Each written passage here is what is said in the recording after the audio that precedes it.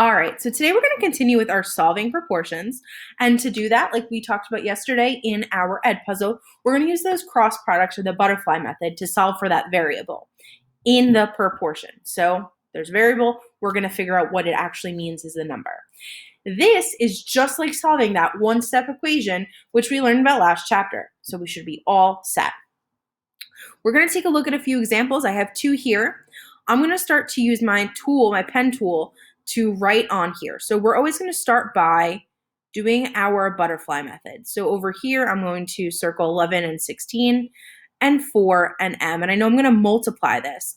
It's a little messy, but I have 4 times m, or 4m, equals 11 times 16.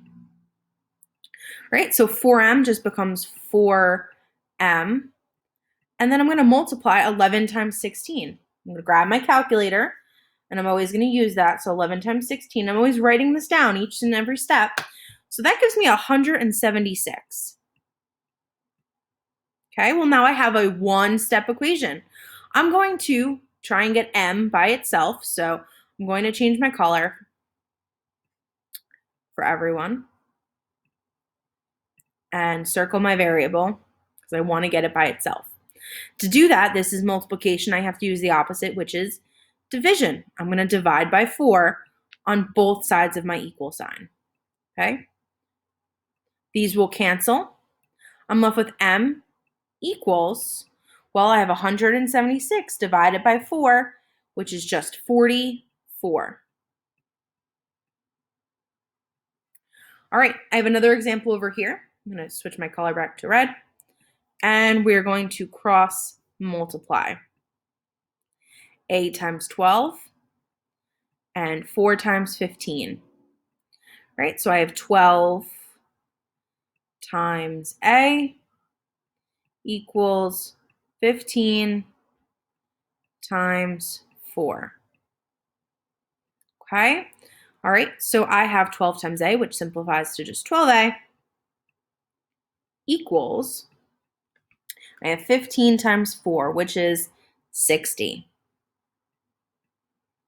Okay, so I am going to switch my color again, back to blue, and circle my variable. My variable here is a, so I'm going to circle it. And this is multiplication, so I'm going to use division. I'm going to divide 12 on both sides.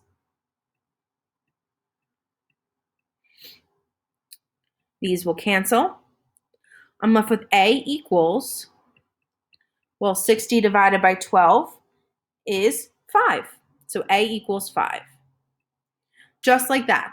Use your cross multiplication, you set it up, and solve for your variable. Now let's take a look at a word problem. All right, well, I have some donuts, and we're going to figure out how much they cost. So if 6 donuts cost $8, so I'm going to fill this in here. I have $8 for 6 donuts, and I have $12 that I want to spend. I don't know how many donuts, so I'm going to use D for donuts. Make sure I have these labels here. Okay, so 6 donuts cost $8. I'm going to highlight that, maybe some yellow. And I want to spend $12. Okay. All right, so we set it up. We're going to use cross multiplying to solve. So I have 8 times D dollars and 6 times 12. All right, so 8D equals 6 times 12. Okay, I'm going to simplify it. I have 8D, or 8 times D, equals, well, 6 times 12 is 72. Okay, I'm going to switch my color. I have my variable. I'm going to circle my variable.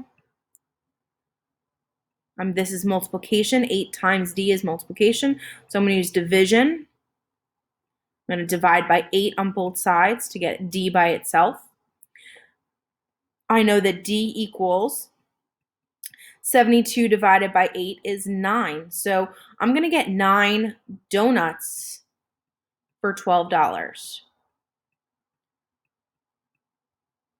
So that's it. We are just using cross multiplication and those one-step equations to finish up to solving proportions, okay? Remember to make sure I have a piece of paper, a calculator, and you're working through the problems so that we can get our correct answers. If you have any questions, please reach out.